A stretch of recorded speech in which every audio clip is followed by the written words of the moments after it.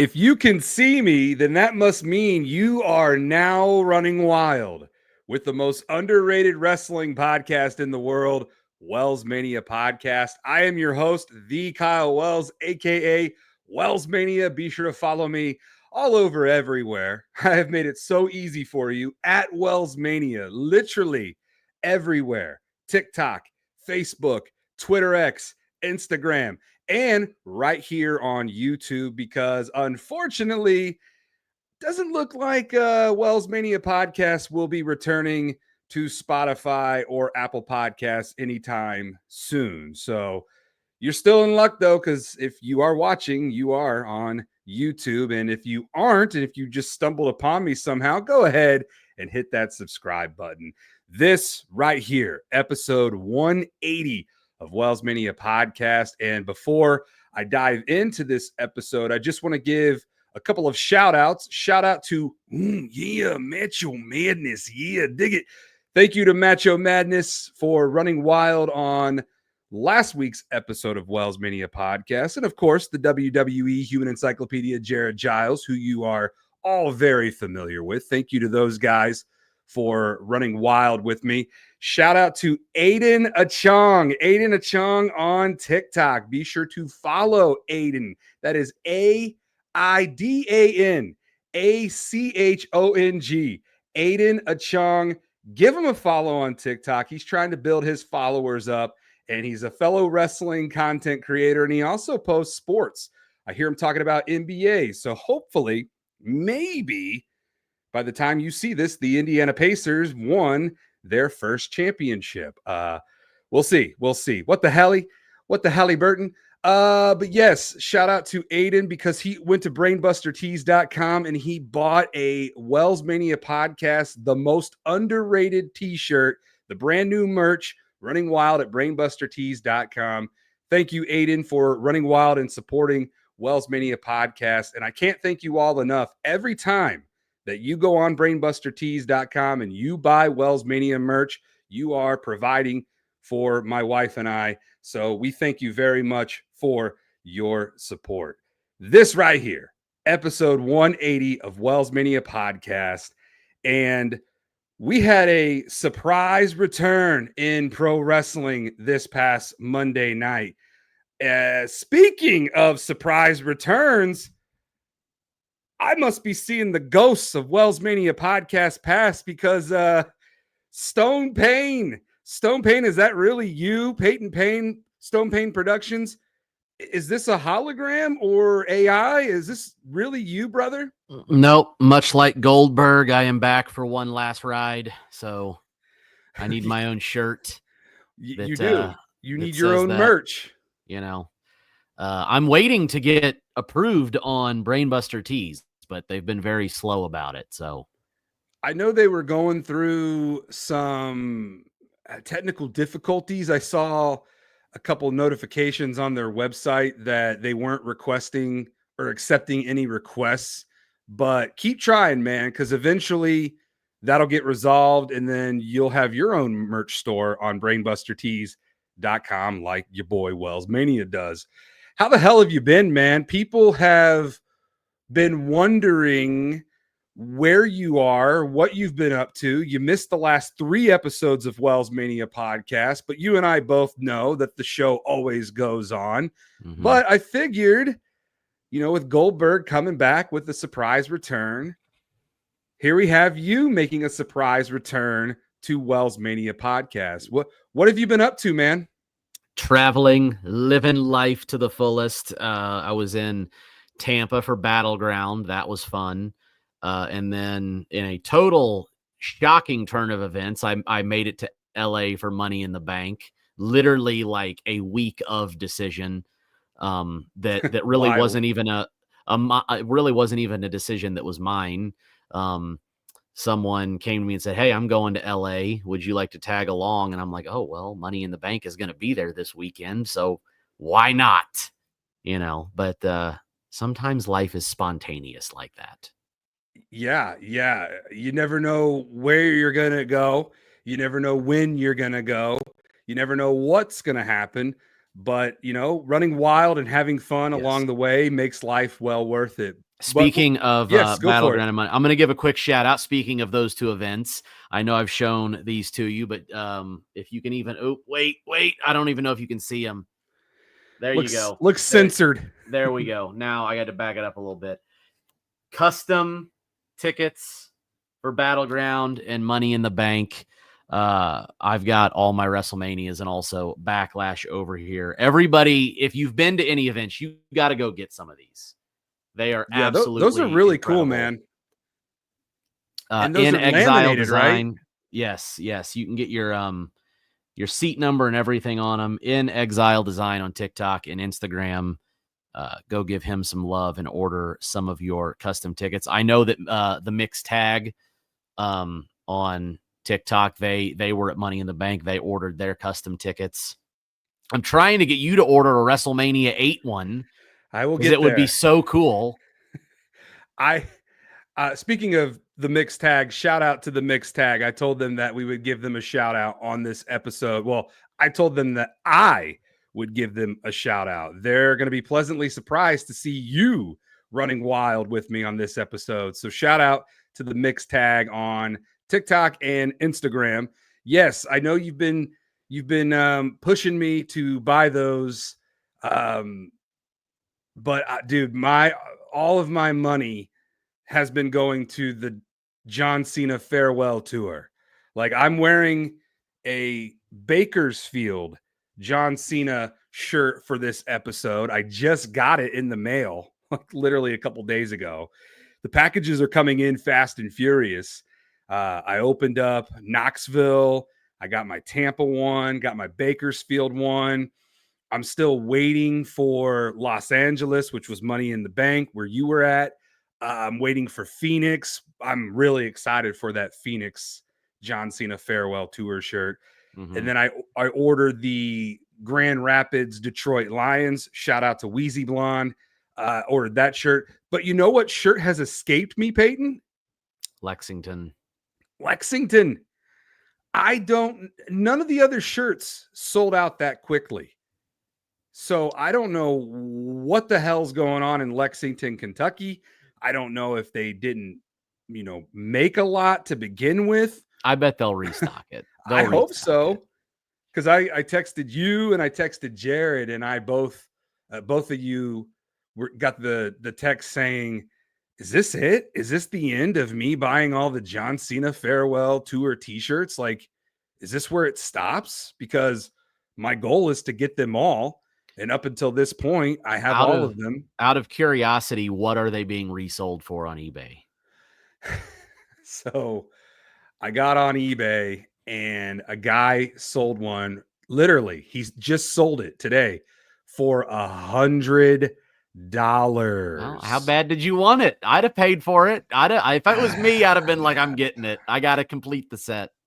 I am hoping for WWE Shop to restock. Now, I have been in talks with somebody from WWEshop.com. We've been DMing back and forth, and they said that they submitted a request for more Lexington John Cena farewell tour t-shirts. So I'm hoping that it gets restocked so I buy it for the $35 instead of the price gouging of $100 reselling it on eBay. I mean, that's crazy, man, that people are turning around and more power to them that people are paying. What is that? $70 extra or $70 extra for a shirt that I'm probably only going to wear one time. Collectors, man. Yeah, it's true. They'll do crazy things. That's true. Speaking of crazy things, we had some crazy stuff happen this past Monday night on Raw. And I think the first thing we are going to address was the lead-in to your surprise return.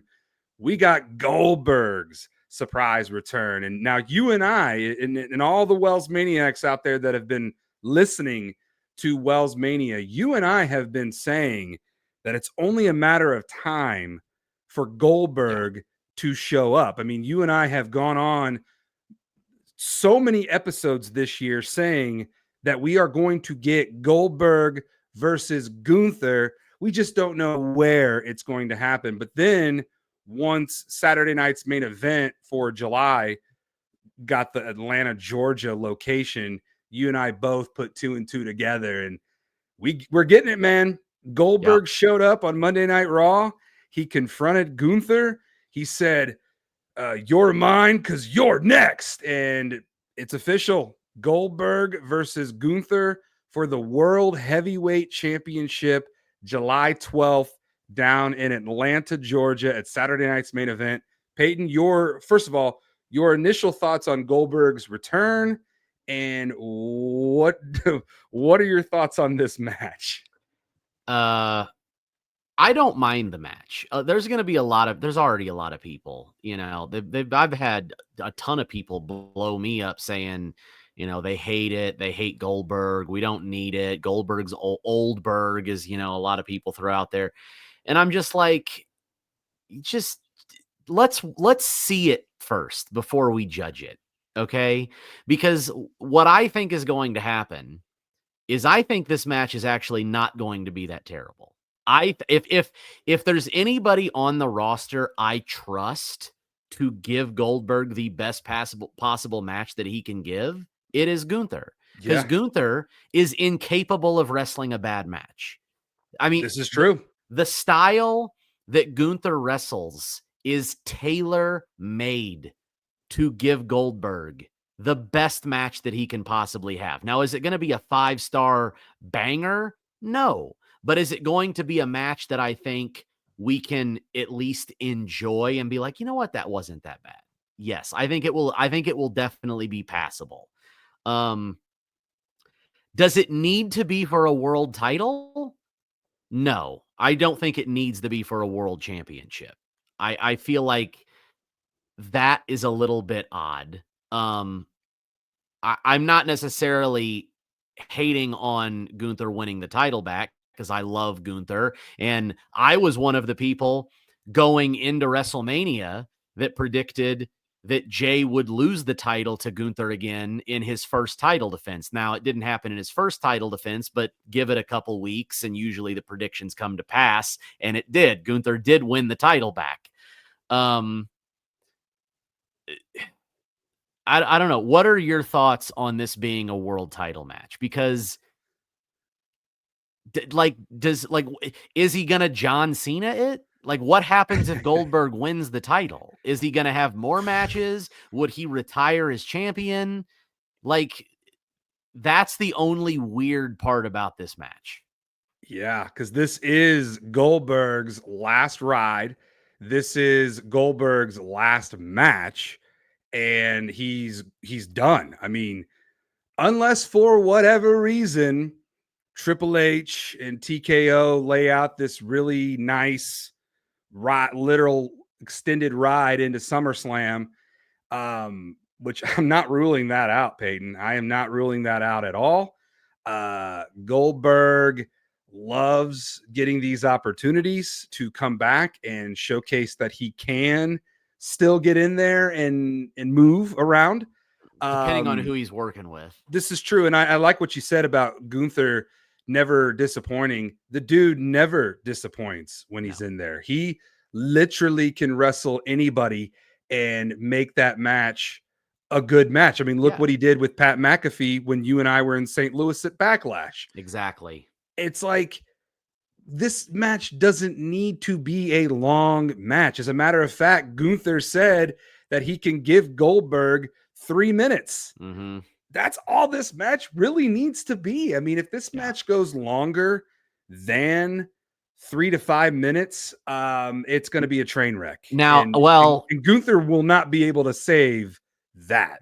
I think the match can go longer, but most of it is going to have to be Gunther just getting heat, which he's great at doing.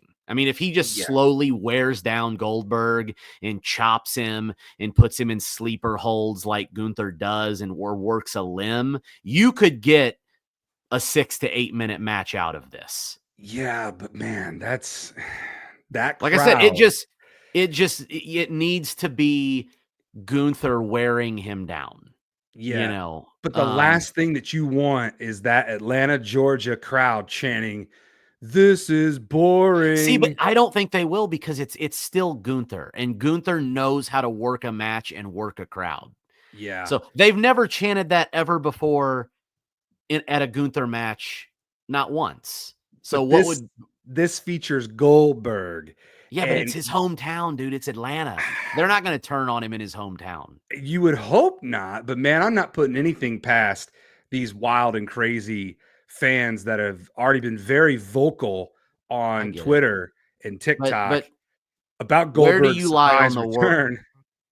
Where do you lie on the world title thing? Because that's the only stipulation. I don't think that's necessary. Now, if Gunther wins and just beats Goldberg, and that is kind of the jump start to this next Gunther title reign, because let's be real, the biggest complaint everybody had in the last title run of Gunther was he never faced any A-listers for the world title. It was basically kind of a run-of-the-mill feud with Damian Priest for 4 months, and then he lost to Jay. So if he kicks off this title reign by retiring Goldberg, you immediately set a standard for this new title reign. Yeah, But yeah. it needs to be that. It needs to be he goes in there and he dominates Goldberg and beats him. Yeah, because I thought that, I mean, I knew we were going to get Goldberg versus Gunther. Originally, I didn't think it was going to be for the World Heavyweight title. I thought Goldberg was going to cost Gunther the opportunity to win in Phoenix at Monday Night Raw, and then Jay retains, and then Jay goes on and does yeeting stuff. But we didn't get that. We got Gunther beating Jay to take back the World Heavyweight title, and Clean. then clean. Choked him And out. and then the following week, Goldberg shows up and confronts Gunther. So there is, man, there's strong possibilities that we could see Goldberg beat Gunther to win the World Heavyweight title. I Now, am not ruling that out. I'll have a more clear-cut, definite answer the closer we get to Saturday night's main event. yeah. But as of right now, I think the smart move is to do exactly what you said. Have Gunther get a commanding, dominant victory over a legend like Goldberg. And then that way, every opponent that Gunther has moving past Goldberg, the bar has been set because Gunther beat Goldberg, which kind of is like an upset, I think. It is. Especially if he does it in dominating fashion. Yeah. Like Goldberg you're going to give Goldberg his moments. You know, it's not going to be a squash match. No, but he's gonna get his grand entrance. He's gonna do the pomp and circumstance. He's gonna get a spear. He's gonna get a jackhammer. He's gonna, Now this would be crazy.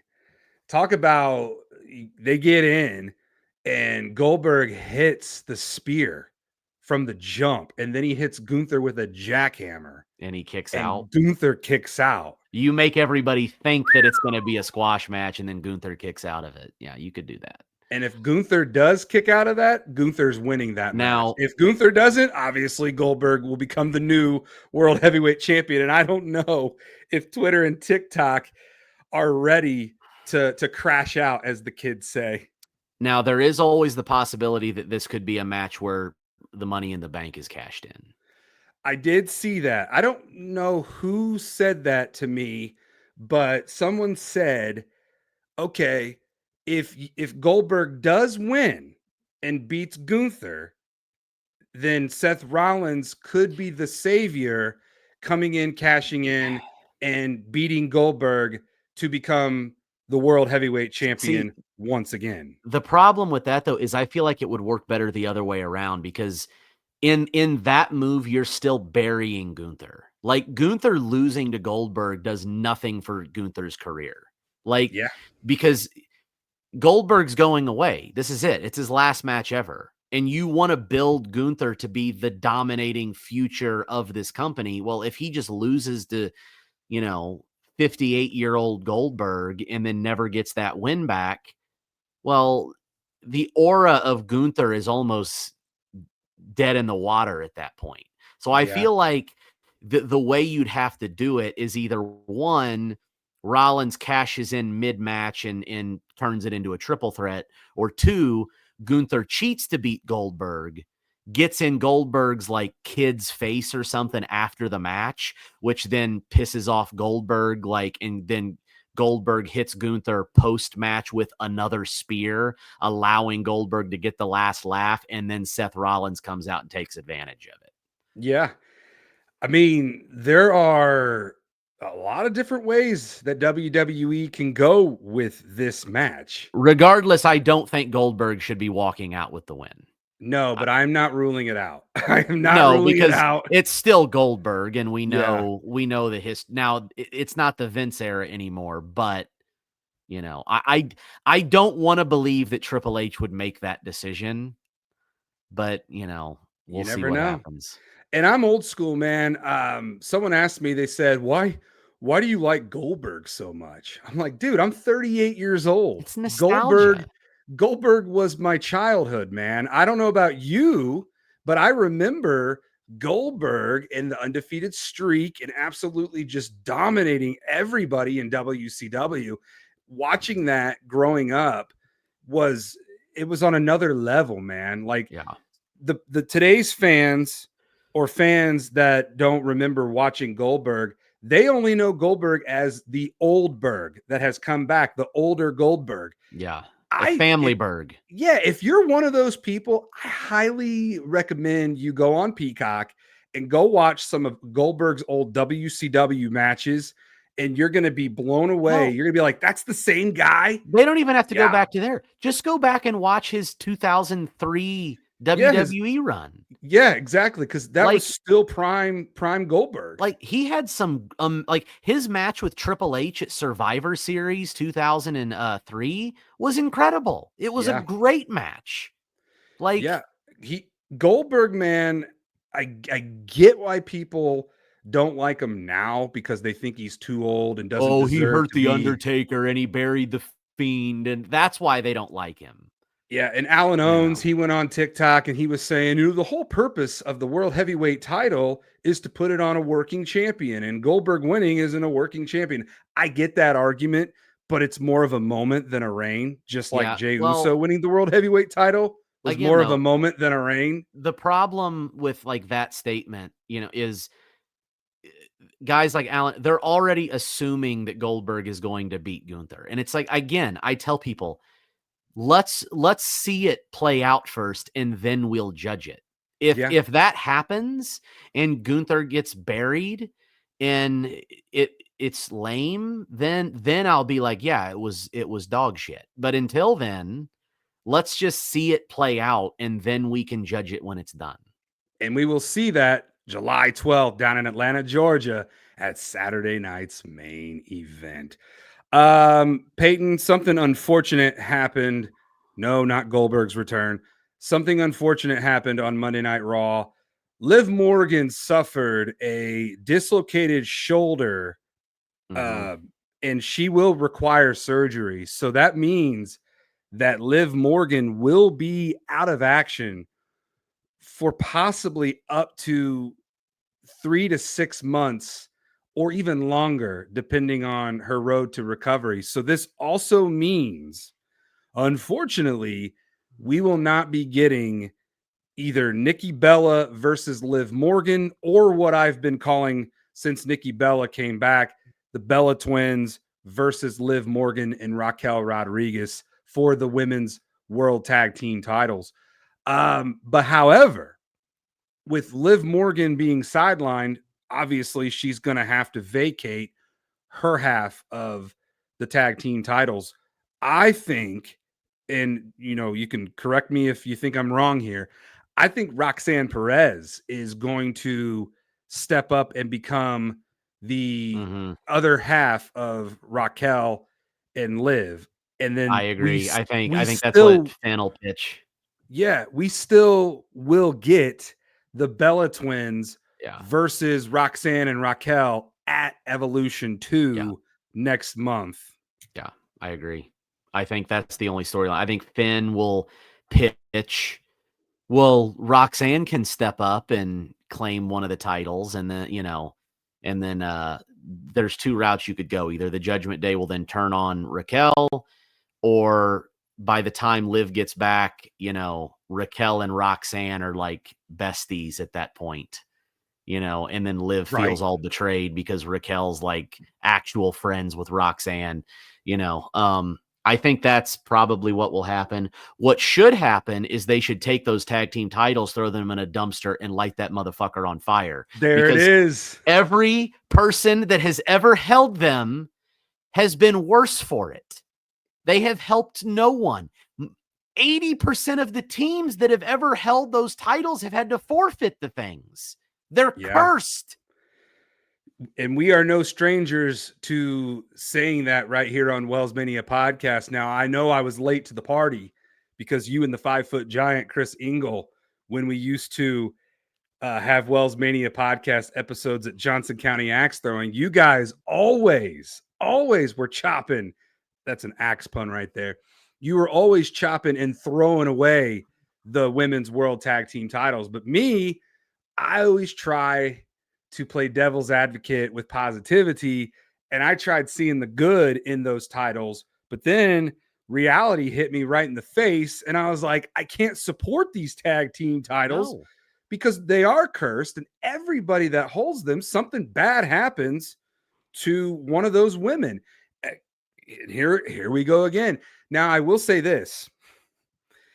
If Nikki and Brie do, which I think they will, win the women's tag team titles, they have an opportunity to break the curse. And that's the positive that I am rolling with here, Peyton. Nikki and Brie beat Roxanne and Raquel at Evolution 2 to become the new women's tag team champions. And I am hoping and praying that they are the ones to break this curse. The only way that curse is getting broken is if the titles get destroyed. It's like a voodoo doll. They got to just burn them. Nikki and Brie should win them, and then Alundra blaze them, and you never see them again. And cut a promo and say, we're doing this for the benefit of the women's division. Yeah, no, I Get like rid it. of them. I co-sign with that, but we all know that those women's tag team titles aren't going anywhere. Teams. Name me one other team in the women's tag team division. A legitimate team. The Dungeon Dolls. Fucking ugh. We got Natalia. Who came up with that? Maxine Dupree. You know what I legitimately think happened there? I think that Natty went to Maxine and said, "Hey, I've got a good idea. Let's team together, and I've got a fun team name. Let's call ourselves the Dungeon Dolls." And everybody else around at that point looked at each other like that was the worst name I've ever heard in my life. But Maxine thought, well, I can't say that because I'm still kind of a rookie. So she like forcefully had to kind of go along with it to not upset Natalia. And she's like, yeah, that's a good name, I guess. And then like the next week, Natalia came back and was like, hey, I talked to the executives. We're going to get merch and everything. And then Maxine was probably like, well, my fucking career's dead in the water now, I don't know, man. This could be exactly what Maxine Dupree awful needs. It's awful. Listen, the jury's out. We don't know yet. Let's can't tell me the moment you didn't hear that name, your mind didn't immediately go to a really dark, dirty place. I'm biased, brother. Mine did.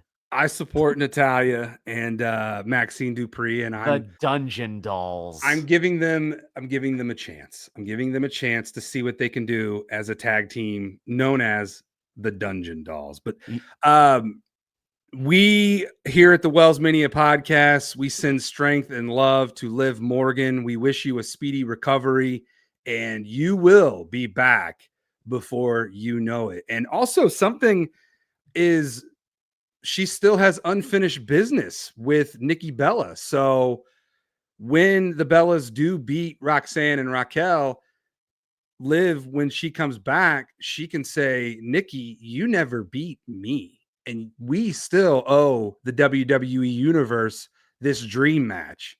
And hopefully we will get that. I don't know, man. It does not sound like Liv Morgan will be back this year. because we are at the halfway point of 2025. So maybe save Liv Morgan for the women's Royal Rumble I feel in like Liv Morgan, though, 2026, I hate to say it, I feel like Liv Morgan's getting to that point where I'm like, she's injury prone. which This is is like the wild, this is man. like the third or fourth time she's been legitimately hurt in the past couple years where she's had to go away for a while. And once you start getting injured that many times, it's like, okay, is it worth pushing you anymore? Because like, what if you just get hurt again? Like that was Yeah, the issue with Dakota Kai. I truly believe that's why they never put the Intercontinental title on Dakota Kai, because they were like, you're way too injury prone. We can't push you because what if you just get hurt again? right. That's unfortunately what happens in this business is certain wrestlers have a hard time staying healthy. Mm-hmm. And when you can't stay healthy, just like in sports, you're not going to be kept around on the team. You're either going to be cut or traded. And that's unfortunately what has happened to Dakota Kai. And there's no way in hell WWE is going to let go of Liv Morgan. She's way No, too popular and valuable. Um, However, man, I really hope that when she recovers from this injury, she stays healthy for a it happened so long weird time. too. This is a Yeah, drop toe hold. It it was it was was weird. such an I mean, us being wrestlers, I saw it and I was like, how did that even happen? Like it was just a freak accident. Yeah, which happen all the time in the wrestling ring. I mean, you always try to be safe. You always try to protect your opponent and you try to protect yourself, but sometimes freak accidents Yeah. happen. Sometimes And things just pop. I mean, this. yeah, snap, crackle, and pop. Now, speaking of Roxanne Perez, I did want to give a quick update on the King and Queen of the Ring brackets because we are now down to the final four. And in the Queen of the Ring, we have Roxanne Perez versus Jade Cargill. And then we have Alexa Bliss versus Asuka. On the men's side, in the King of the Ring, we have Sami Zayn versus Randy Orton. And we have Cody Rhodes versus Jey Uso. Well, we So, know who you're not rooting for. oh, dude, here are my finals because we will get the finals at the Night of Champions. Night of Champions. Thank you. I almost said the Saudi Arabia show. I was like, why am I blanking on what it's called? We will get the finals at the Night of Champions I sound like Bret Hart, at the SummerSlam at Night of Champions in Riyadh, Saudi Arabia. Don't want to give away our predictions just yet, but what jumps out at you here, Peyton, for the final four for both the Queen of the Ring and the King of the Ring? I got the finals for the women being Asuka versus Jade. I think that now you could throw Roxanne in there, but I feel like it's going to be a Raw, Raw and SmackDown probably it makes more sense. I just feel like it's going to be Asuka's probably going to win the Queen of the Ring because I mean the match that everybody's wanted to see for a while now is Asuka versus Io Sky. So that match Yeah. makes total sense for SummerSlam, and you have the perfect setup here with Asuka just returning and everything. You're gonna hate it, but on the men's side, I see the finals being Sami Zayn versus Cody Rhodes. It's Saudi Arabia. That's Sammy's crowd. It's just Yeah. the way that it is, So they're not going to not have Sammy at Saudi Arabia now. I mean, because like those are his people. Right. So, Sammy versus Cody to me screams the finals of the men's King of the Ring. I think that Cody will probably win to set up the rematch with Cena. And then afterwards, you can go off and continue doing the Karrion Kross Sammy thing where, Cross is going to be like, see, I told you couldn't win, But I know you probably want Cody versus Randy. I I'm do. guessing a lot of people are probably going to want that. I don't think that's where we're headed. It's so juicy. It's so enticing. It's legacy, man, and It is, but it's right there. It's right there We've got the opportunity. And they know what they're doing. They want you to think that. They want to tease you with that because they know people want to see it. But it's one of those things. It's like, if you really think about it, do we need that now, or do we wait for the actual storyline where Randy eventually inevitably does stab Cody Rhodes in the back? It could be worth the wait, but I mean, I'm looking at it. I'm looking at the bracket right now, and it's right there. It's right there. Randy Orton versus Cody Rhodes for the King of the Ring. I mean, that to me is one hell of a finals in Saudi Arabia. And then on the female side in the Queen of the Ring, I agree with you. I think it's going to be Jade Cargill versus Asuka. And what a crazy way to bring Asuka back. I mean, WWE spoiled her return by putting her in the Queen of the Ring. We were all looking at the bracket like, what, Asuka's in there? But nobody's ready for Asuka. And I don't think Jade Cargill is ready for Asuka. And I like your setup of the dream match of Asuka versus Io Sky for the women's world title at SummerSlam. I think that's a really big match for SummerSlam. And the writing is on the wall for it to happen here with Asuka winning the Queen of the Ring. Yeah, former Damage Control members. I mean, it's right there. But yeah, man, I'm looking forward to Night of Champions. I'll have to catch it on the replay because you and I will be unable to watch it live, and we'll get to that reason here in a little bit. But one rumbling and rumor that I keep seeing on social media is SmackDown is going back to 2 hours. Peyton, I don't know about you, but I hope that rumor is true because me and my bedtime would greatly appreciate that. I don't have a problem with it. I don't have an issue with 3-hour shows if the 3-hour show is good. But I will say it feels like they've been struggling to fill out that third hour of SmackDown. Yeah. So I think, honestly, I think Raw has got the perfect length.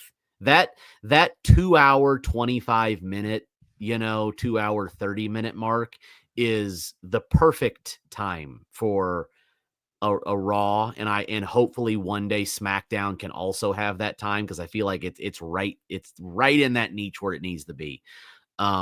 But yeah, I'm ready for SmackDown to be 2 hours again. I've seen mixed reports.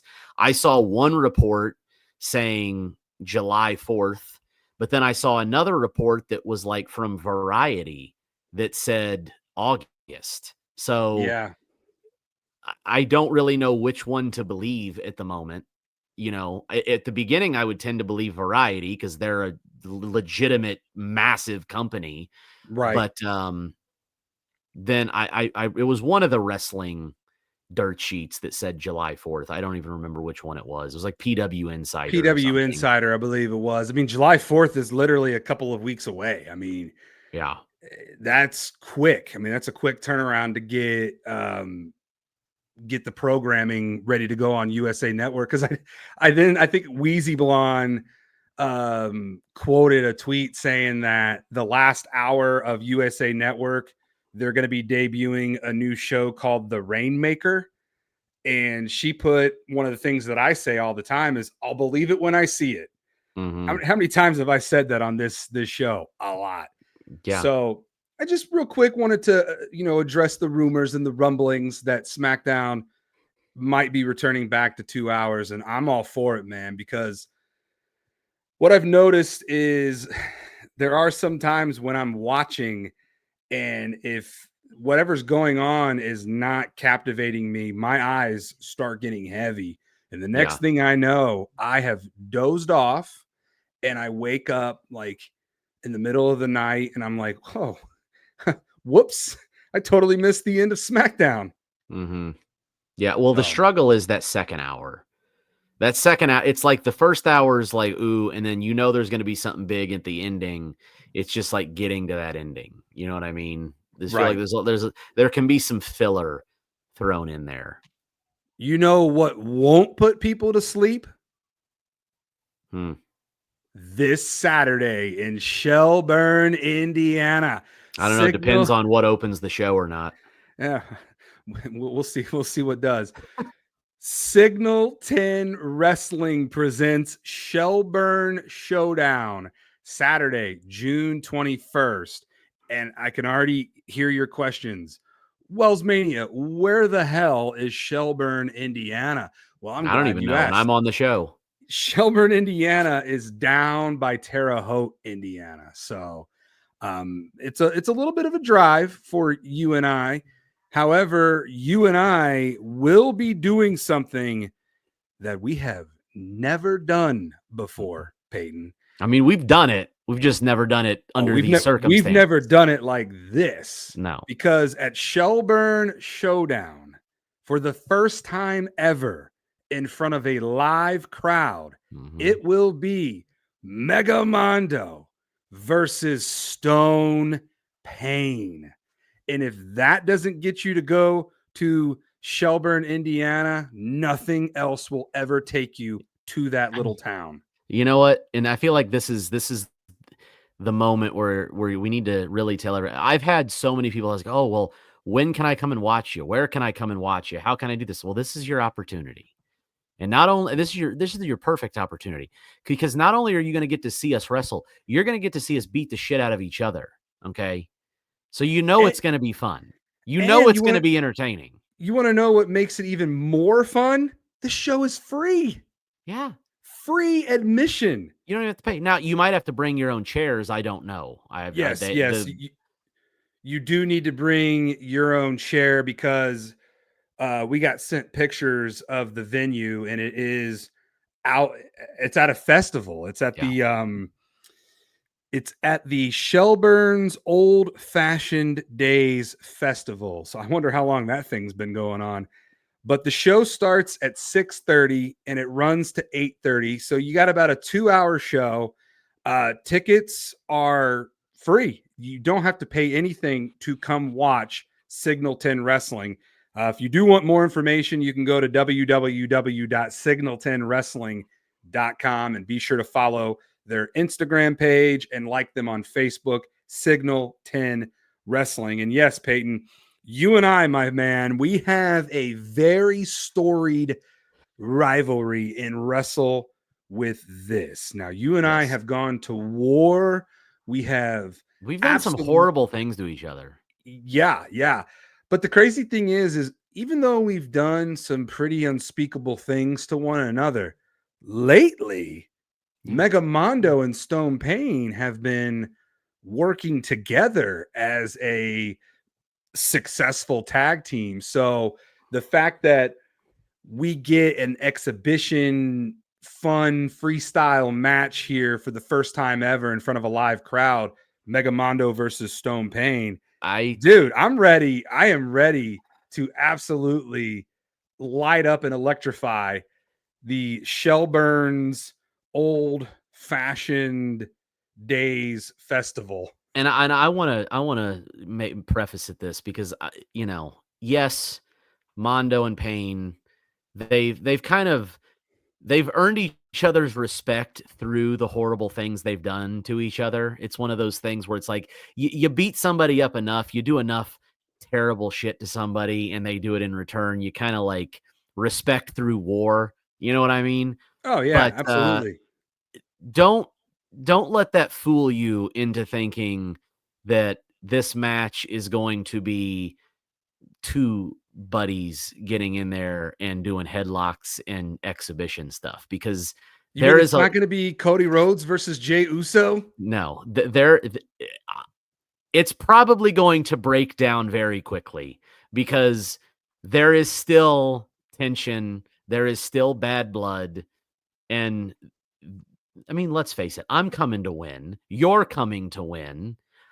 If my math serves me correct, I don't think Stone Pain has ever beaten Mega Mondo in a one-on-one match. I know I've beaten you in tags, in fatal four-ways, and other stuff. One-on-one, I believe you have me 2-0 at Smash Mouth Slamborees. So there will be some wrongs that are intended to be righted in this match. Yeah. So I don't think this is going to be a fun day in the park. Festival. Yes. A fun day in the festival. You know what I'm really excited for is to see what kind of food is there at the festival after our match, of course, because the only thing that I do eat, and I know this is going to be like, oh, he really eats his own product. Yeah, the only thing that I eat is a banana. I like to get my potassium in on show day. I like to keep it light. No Alani's. No Alani's before No. match time. I'm going to be picked. I stopped drinking pre-workouts and Alani's before the last match that we had. I learned a very valuable lesson to not do that because my goodness, it jolted me, man.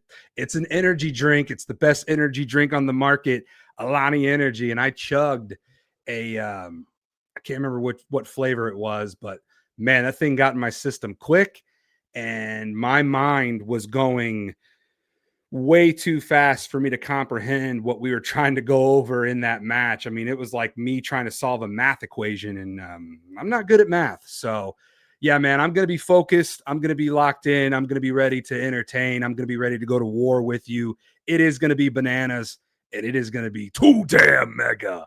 To quote Mega Mondo, of course. But yeah, this Saturday, June 21st, down in Shelburne, Indiana, Signal 10 Wrestling presents Shelburne Showdown. And I don't know about you, Peyton, but I have had some people reach out to me and they have told me that they will be making the drive to come down and see us. So You don't miss it. Yeah, it's a free show, man. This might be the first and last time this match ever happens in front of a live crowd. You don't want to. This is Rock Cena once in a lifetime, but probably actually once in a lifetime. We should book it like that. We should book it like that.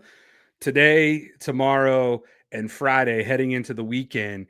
Call it that, man. When you're cutting your promos, say that this is once in a lifetime. Mondo pain. I mean, the future, even though it's not, but the future is unforeseen. I'm saying like live crowd. Like we don't know if this opportunity will ever happen again. It could. Yeah. But yeah, I mean, we don't know. Because we are coming up on the July 1st Indiana Gaming Commission deadline. Do have news. I have news. On this? Yes. Throw it out there. And I was waiting to do it live. I actually learned this yesterday. The gaming commission has pulled back. Pro wrestling is no longer in the bracket. Really? Anything that is a fixed or choreographed sport is now no longer being targeted. So pro wrestling is now safe. Which it should have been all along. I mean, come on, it's scripted entertainment. So Indiana Gaming Commission. So the only things that are being targeted are I hate using the word real sports, but like actual like ground grappling and or MMA or stuff like that. Not predetermined. Yes. Anything predetermined is now no longer on the docket for the gaming commission, which means that companies and talents will now no longer have to acquire a wrestling license. Good, because pandemonium was running wild. Dude, so many people were blowing me up.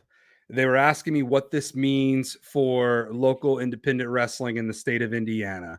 And I told them, to my best knowledge, I said, well, a lot of wrestling companies are going to have to get money to run shows, even more than they already are now, because everything's going to be increased and everything's going to be more expensive. And that means every local independent wrestler in the state of Indiana would be required to get a license. And we never did see the prices on any of this stuff, but it doesn't matter now. From what I'm hearing, the reason that they pulled back on it is because there were threats made by both the WWE and AEW that if they did create a commission, they would pull their shows out of Indiana because they wouldn't want to have to deal with it. Wow. That's because they would have to deal with it too, and with WWE having that deal with SummerSlam and WrestleMania coming here, well, now a lot of the money made off of those events would then have to go to the Gaming Commission of Indiana, and WWE wouldn't want to do that. Of course So, not. They want all the money for um, themselves. so when the major companies started threatening the state, being like, "Hey, if you do this, we're just going to not come there anymore," I think they realized it's not worth it because we're going to be just losing money for the state at that point. Yeah. So that's when they decided to take pro wrestling off the docket and just target non-predetermined events. And I had a feeling, I was trying to be as patient with it as possible, but it- I would be lying if I didn't get a little worried that this might be the end of my wrestling career, because after July 1st, a lot of companies might have gone under or might have gone on hiatus. Now, of course, Wrestle With This was always an exemption because Yeah. we fall under the entertainment category. We fall under television, so it Yeah, wouldn't have affected television and us. entertainment. So I knew that I would still get my wrestling in WWT, but honestly, dude, I'm getting to the point now in my life where I am on the back end of my wrestling career. So I can't express it enough that if you do see Mega Mondo on a live show near you, do not wait. Do not look back and be like, man, I wish I would have watched you live. I bet that would have been a lot of fun. Don't be that guy or don't be that girl. Don't be that person. Come Mhm. out, support local independent wrestling in the state of Indiana. There's a lot of great wrestling promotions around the state. And this will be the first time we are making our Signal 10 wrestling debut. So Yeah. I'm really excited. It's a Because big match too. I mean, think like yeah, it's a huge match. most people that make their debuts, and Signal 10 is a very rapidly growing company here in Indiana. And most people that make their debuts on these shows usually just get thrown in a battle royal or something. Um, for us to be given a spot one-on-one to showcase what WWT can bring to the table and have our characters and our names respected enough to be given that slot on a card, instead of just being brought in to be like, oh, we're going to throw you in a battle royal or we're going to have you job out to some other people on the show. Like, no, we're going to respect you guys enough to give you your own spot on the card to really get over and do what you do best. Um, that shows a lot of respect, because like you've done a lot of indie shows. I haven't, you know, Right. and for that reason, I if I'm gonna do a show, I want to like what I'm doing. I want to make sure that what I'm doing is not only best for me, but best for the audience and best for the company that's going to utilize me the right way. And this is one of those things. The guy who runs Signal 10, great guy. Met him a few times now. He's actually been to the Smash Mouth Arena here recently. Uh, we are going to give it our all. I guarantee you that. So, don't miss it. It's going to be a fun show. Yeah. And to quote Ron Killings, put some respect on my name. I like that. I like that. Put some respect on Stone Pain, put some respect on Mega Well, Mondo, and put some respect on Wrestle With This. yes. And when you respect us, we will give you everything we've got. Oh yeah, man. So, I'm excited. I have always treated every match like it's my last. I treat every match like I'm performing in front of a sold out crowd at a WrestleMania. That's just the mentality that I have. When you see Mega Mondo, it is quite the attraction. I'm not trying to like brag it about is. myself I'm not And trying to toot my own horn here. I'm just telling it like it is, man. Mega Mondo is an attraction. And you know what people are not ready for, because no one's ever seen it live, is no one is a better heel to Mondo's babyface than Stone Pain. The chemistry is Yeah. off the charts because of the history that we have, because we know each other so well. I know how to get under your skin. You know how to get under mine. Um, Going into this show, no one it knows who we are. I promise everybody, when this show is over, when you leave, the two people you will be talking about will be Mega Mondo and Stone Pain. You're damn right. That is my prediction. So this Saturday, Shelburne, Indiana, Signalton Wrestling presents Shelburne Showdown. Free admission. We hope to see you there. You're not going to want to miss Stone Pain versus Mega Mondo. Peyton, we have come to the end of episode 180. And real quick, I just wanted to say happy early birthday, brother. Thank you. Yes. As of this filming, my birthday is tomorrow, June 19th. The big 28. So go ahead and get me a cane and a walker. I'm getting to that elderly age. No, you are still in the prime, my dude. No. I still am too. I'm only 10 years older than you. Hey, you know what? 28 was a good year. If the final boss can look like a chiseled Greek god at the age of 53, then I think we're okay. Hell, Goldberg's still in pretty great shape for how old he is. Yeah, in this day and age is only a number, so no, 28 years old. It's time flies, time flies. I feel like I just turned 18 yesterday, so. Well, it's crazy, man, because I met you 7 years ago. So you were 21. Mm-hmm. Yeah. And here you are about to turn 28. It's just crazy, dude. Like, it's just crazy how fast time does fly. But my advice to you, since you're getting towards the tail end of your 20s, is to keep doing what you've been doing. Stay single, keep traveling around everywhere, and just really enjoy life. And don't let anything change your outlook on it, my man. I've kind of hit that point where I'm just taking it day by day at this point. Whatever comes my way, I'm not going to let anything get under my skin anymore. Except for Mega Mondo this Saturday. But the thing about you is I can reach around and punch you in the fucking teeth to give the receipt out, but I want it back. That's the thing. Yeah. Of course. Yeah, that's like, that's the type of relationship that you and I have. Like, you punch me, I punch you, but then when it's all said and done, we can team up and then we can go beat the shit out of a couple other two schlubs to make ourselves feel better. You bring up a funny point there. I had so many people think that you and I were no longer friends. Because I do a really good job of selling, especially here on WellsMania Podcast. So I may have said some things that might have made them think they might have, but I was doing it on purpose. Like, I was setting it up. I was for this moment right here, getting you back on this episode. Now, I know moving forward, you might not be on as much. Yeah, and I'll talk about that here in a second. You do have a very busy traveling schedule ahead of you.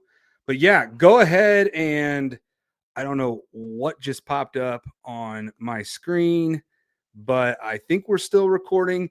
So go ahead, Peyton. No, it's just to clear everything up. No, we're all good. We like to make you think that there's bad blood. Sometimes tensions might rise a little bit. That's just the type of relationship that we have. I feel like we've reached that point in our friendship where if you really are getting under my nerves, I can be like, Kyle, can you shut the fuck up, please? And then you can say the same to me. Oh, yeah. Absolutely. I mean, we going to St. Louis, it's just like, that's just what we do now. But those are the best type of friendships to have. Going forward, you and I have talked about it a little bit. I may not be on every episode. It's going to get harder and harder for me to become a full-time co-host. I intend to travel a lot more. I've had those opportunities open up for me. Growing the Stone Pain Productions brand has also taken up a lot of my time. And if I'm not fully available to do this, I don't want my schedule to impact the schedule of the show. I don't want to be a reason that you guys are not getting new episodes or anything like that. I will be when I'm available to be on, and if I can pop on, I will be here, and I will tell Kyle, like, hey, I'm free this week. Do you want me on? But if I'm not on the show every week, don't think anything horrible has happened. You can still go out and find me on my platforms. But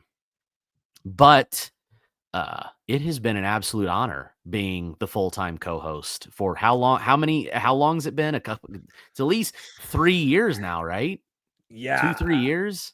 I need to go back. Well, I try to. I mean, Spotify erased all my episodes and completely shut down WellsMania, but the episodes are still on Apple Podcasts. Like all the old episodes, they are still on Apple. So my homework between now and next episode is to figure out when you made your debut on You were WellsMania still Podcast. in the studio. I know that.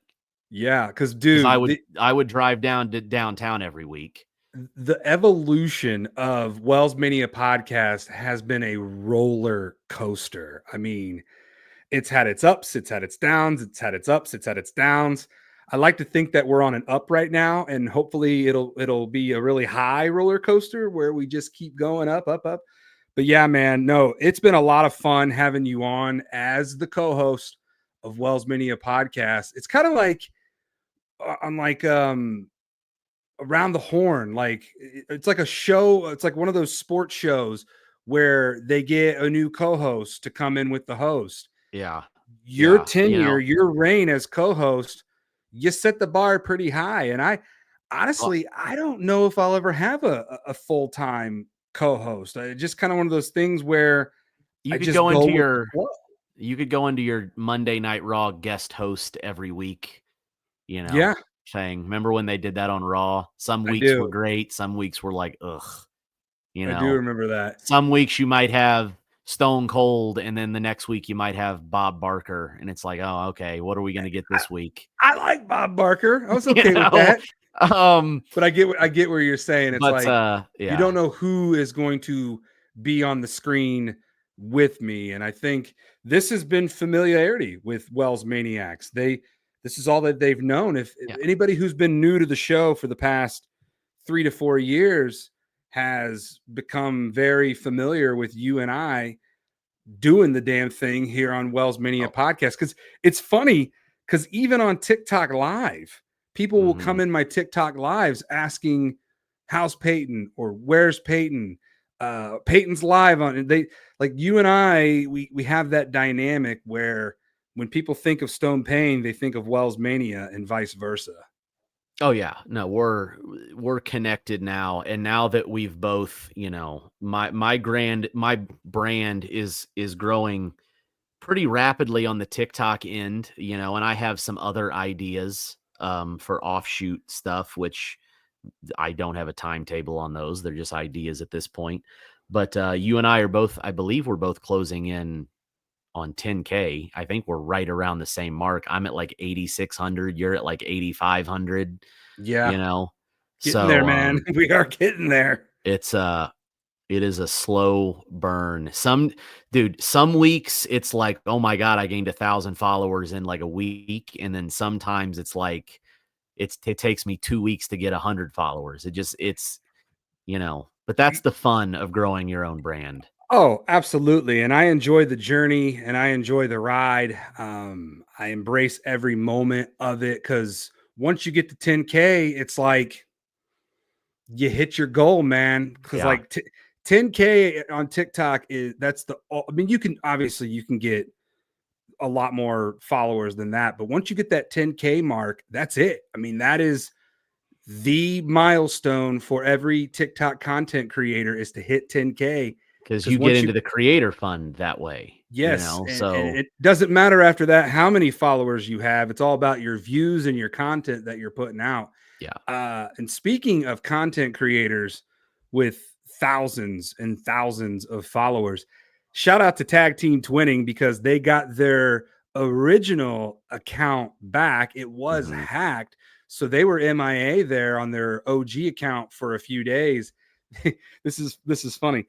They started a new account, and in my mind, I'm thinking this new account is probably going to surpass Peyton and I getting to 10,000 followers. That's how quickly they grew, and I respect the hell out of them for it. You know, they earned it, they deserved it.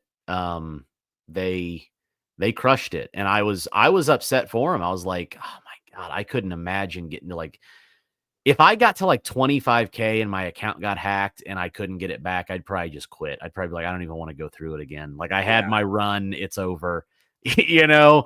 But luckily they got it back. And all is good in the world now. But pro tip for any content creator: don't be clicking on any random weird email links, you know, or anything like that, saying like, you need to verify your status on TikTok. Because that's what happened to them. They said that they got an email that wasn't even like their TikTok email. It was like from like one of their personal emails, and then they were like, hey, click this link and verify your status, and they did it, and it was ball game at that point. But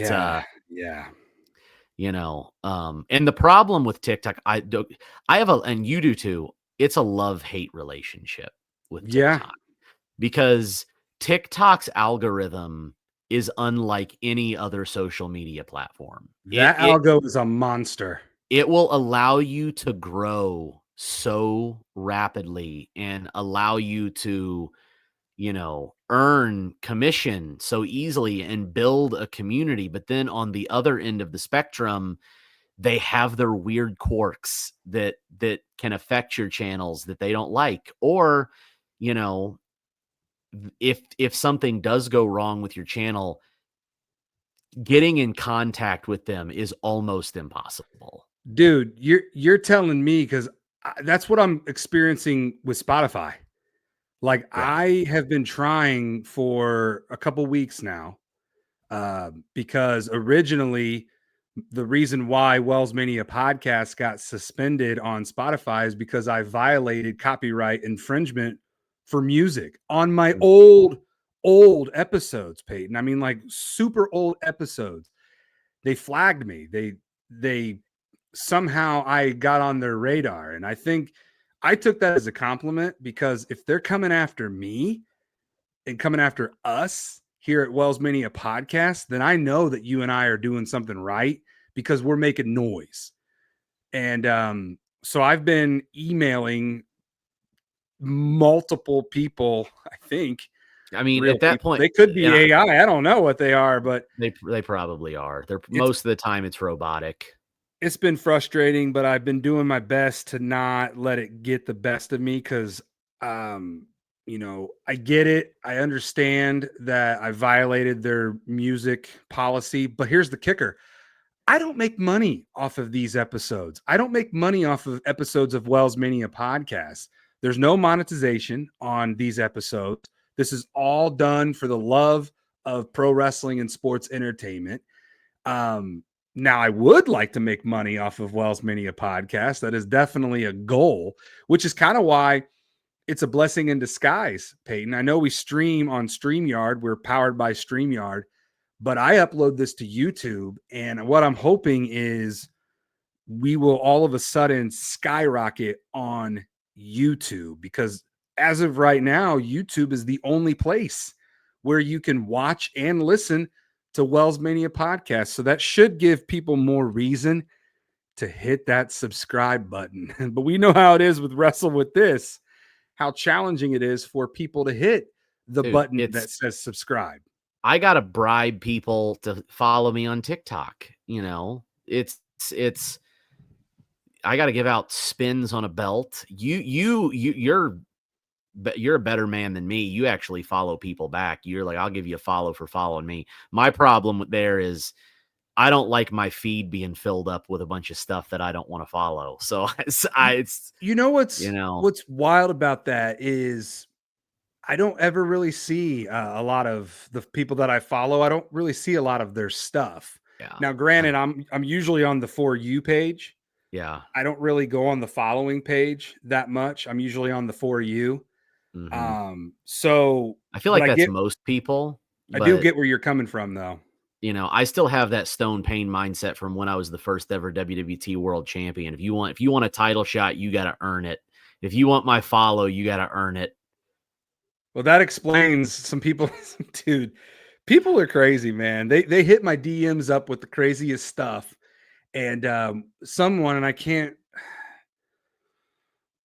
I'm escaping who it was, but he messaged me and he asked why you blocked him. He asked me. He goes, "WellsMania, do you know why Stone Pain Productions blocked me? Could you tell him to unblock me?" You remember me telling you about this guy? I can't remember who it was, but I'm like, dude, I can't control what he does. Straight up though, like I remember you telling me about that guy. I don't even think I blocked him. I think it was like one of my mods or something. Most of the time when people get blocked, it's not me doing it because I really don't care unless it's you legitimately give me a reason to block you, like you're a total troll and you know the type of trolls I'm talking about. Oh yeah. Because I know you've dealt with them too, where they're not even in there to chat. They just come in there to say things that shouldn't be said. Bad things. Most of the time, it's not me doing it. Most of the time, it's like I have 2 or 3 mods. And if one of my mods thinks you're a spam account and they block you, don't give them a reason. Don't give them a reason to think that because I only make mods out of people that I trust. So don't give my mods a reason to think you're a spam account, because my mods are going to do what they think is best for my channel. And those are the people that I pick to be mods, like Chris, for example, like the 5-foot giant. He's one of my mods. I believe Roach is one of my mods. I'm picking people that I know have the best interest in my channel in their minds when they're in there. So, don't give me or my mods a reason to think you're a spam account and you should be okay. I think Roach is one of my mods too. I don't have a lot of mods. I know my wife is one. I think Roach is one, but I think that's it. Do you get a lot of people asking to be mods? I get that. Oh, hey, can you mod me up? I'm like, no. Here are and this is what I've noticed with you and I and our growth on TikTok. So many people want to join us on our lives. Yes. So many people want to come on WellsMania Podcast. So many people want so much. They want so much, and they're like constantly blowing up my DMs, asking for this and asking for that. It's hilarious you say that because literally today they haven't responded to me yet, but I got a message from someone saying, "Hey, could you do me a favor?" And I was like, "Well, what's the favor?" They haven't responded back to me yet, but it's just like we've reached that level where people want to use us to get their own stuff over, and I have no problem helping people, like, right. But on the flip side, you're a little more giving than I am. I'll admit that, and sometimes I'll even tell you, I'll be like, dude, you got to calm it. You're giving too much. Like, I believe I've even told you before, like, hey, like maybe hone it back on the follow for follow thing. Cause TikTok sometimes doesn't like that. They don't like that in their algorithm, cause then they start looking at it like, oh, is this how this guy's trying to get a bunch of followers? Is he just doing a follow train? Right. They're not overly fond of that stuff, which is why I don't do it a lot of the time. And I think you told me that when we were in St. Louis, because I think you were saying something like, be careful, following, because I guess there's a thing called follow jail. If you follow too many people, TikTok then puts you in follow jail, where then you can't follow anybody for like 24 hours. Yeah. So I am very careful with how many people I follow at a time, just so I'm not putting myself on the algo's radar for, hey, why is this guy following thousands of people? And we're kind of getting into it here, but screw it. I think we're giving anybody that wants to grow their own TikTok. This is the portion of the podcast where you should really be listening to us, because everything we're saying is basically advice. Yeah. Free advice. Yeah. Like I find it funny. You you told me that you had some people reach out to you and go like, man, why is Payne's following to followers like so drastically far apart?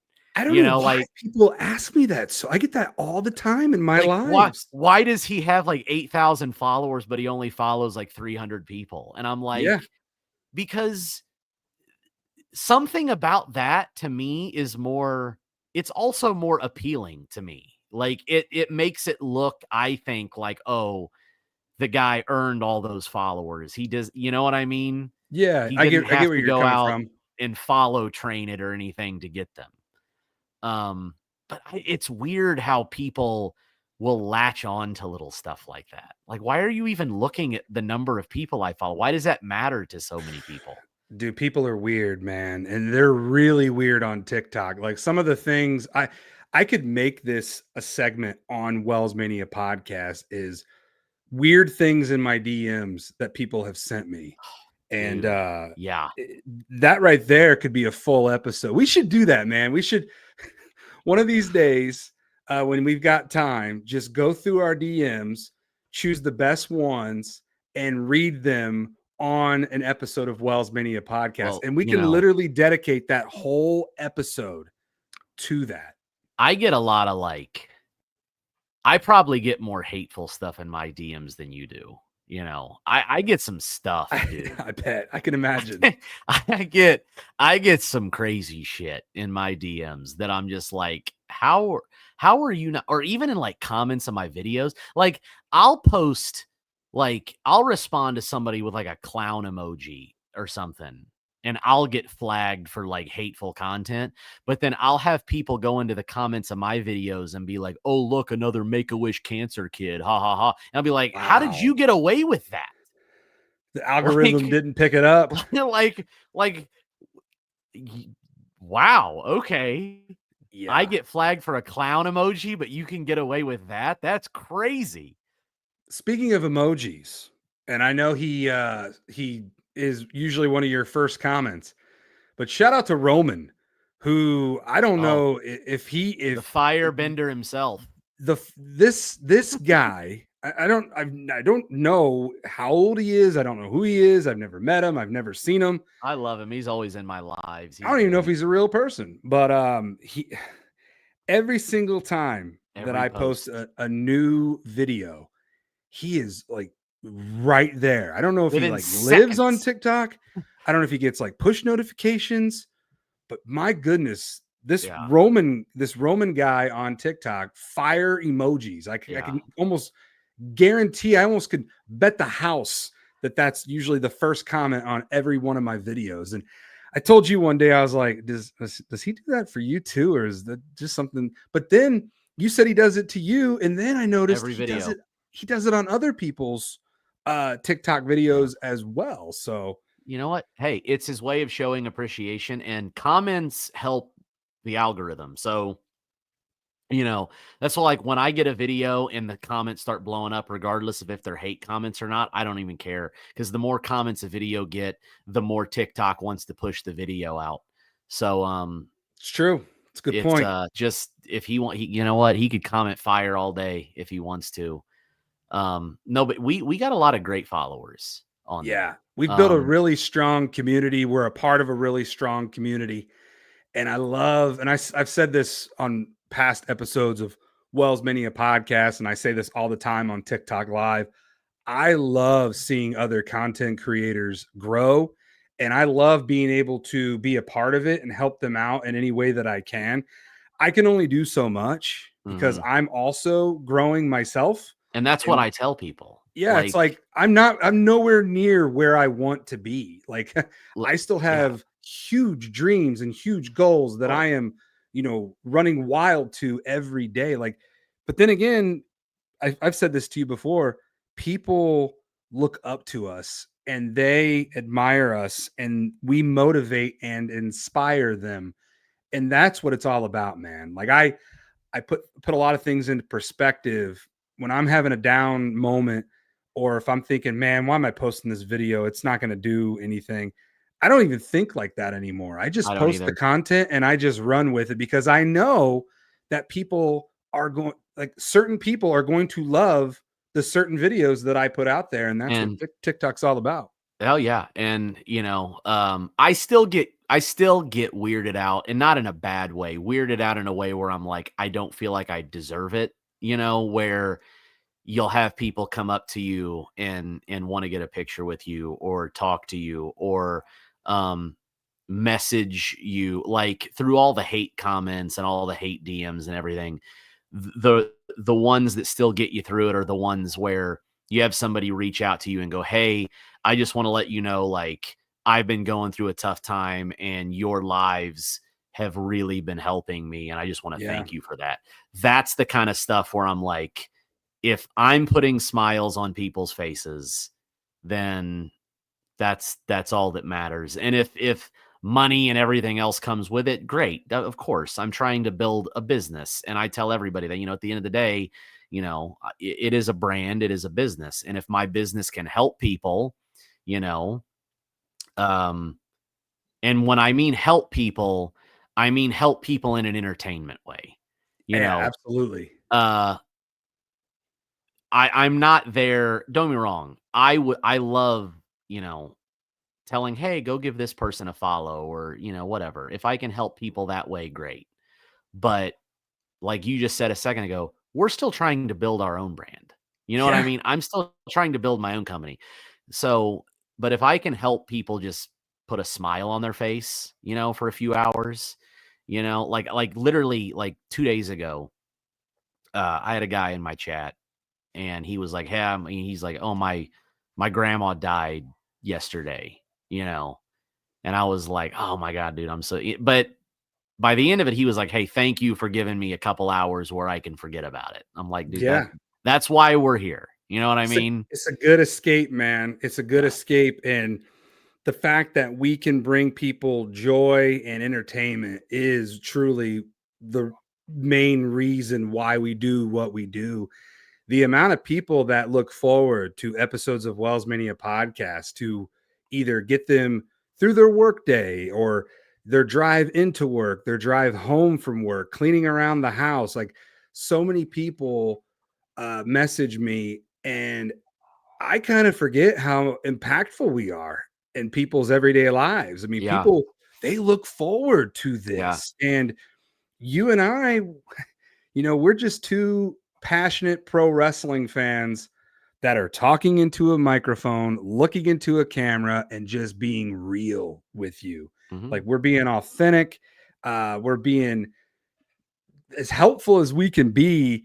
And it is very humbling that people really hold us to this standard.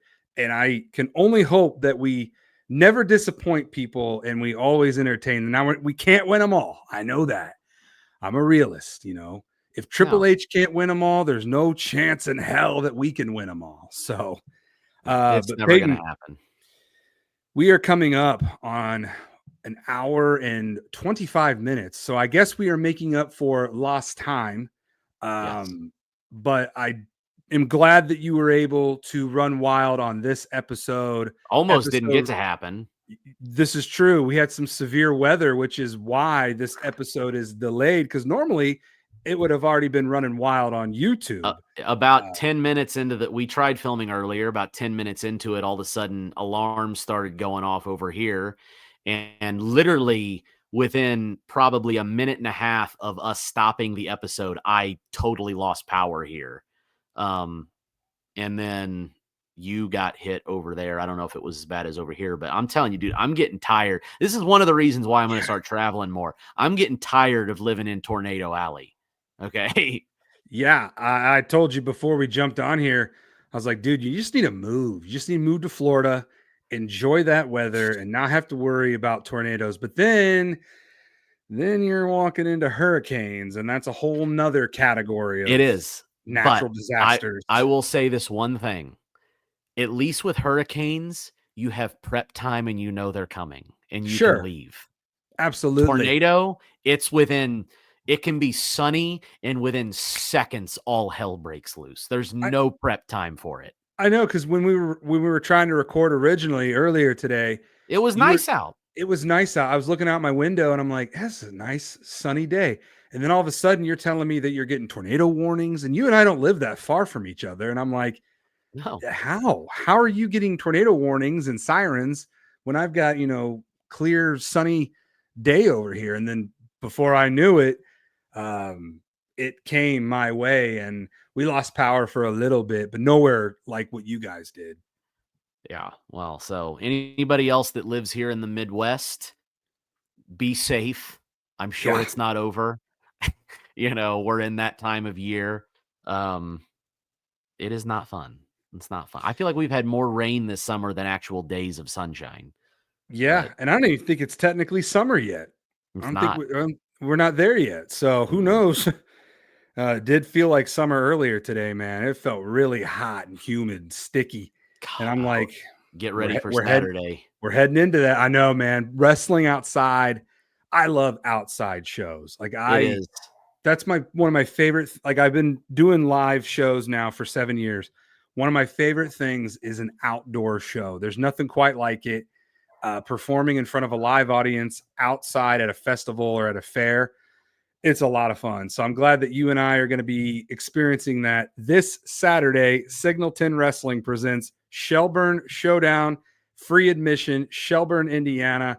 We hope we see you. And if you do come, I've already said this, free autographs, free pictures, and free memories from Mega Mondo. And if you're one of the lucky ones, you'll get a free banana as well. So that's what I have to offer.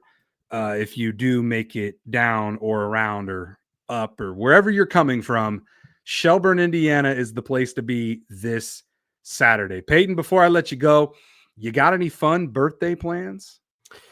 I was hoping to do something fun tomorrow, but it's going to rain. So, I think we're just going to do dinner.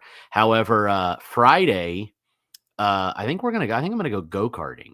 I think I'm going to try to do that. Like the real, not like Rascals Fun Zone. I'm talking like the legit, like Yeah. K1 circuit go-karting. Yeah. The one out in Whiteland? Yes. Mm-hmm. That's the one I'm looking at. Yep. I'm very, I've very familiar with that place. I've always wanted to do it, and it looks fun. So I think I'm going to try to go over there. Hopefully, I don't wreck and get injured, Hulk Hogan style, going into WrestleMania 9. And then I find out that my opponent is no longer Stone Pain. I'll My show up with opponent, nobody.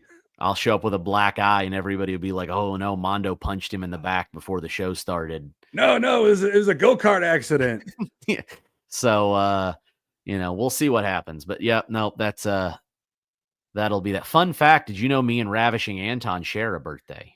I did know that actually, Yeah. and that is one of the reasons why Yeah. Ravishing Anton is not available this Saturday, is because he is celebrating his birthday this Saturday.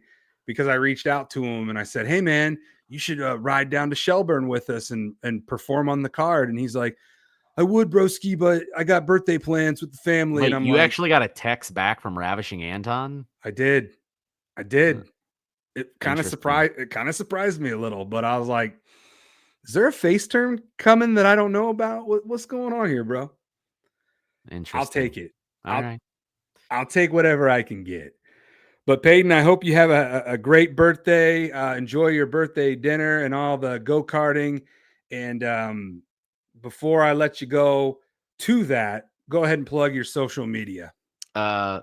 Obviously TikTok, Stone Pain Productions, X, Stone Pain Prod, and now Instagram at Stone Pain Productions on Welcome Instagram. to the gram.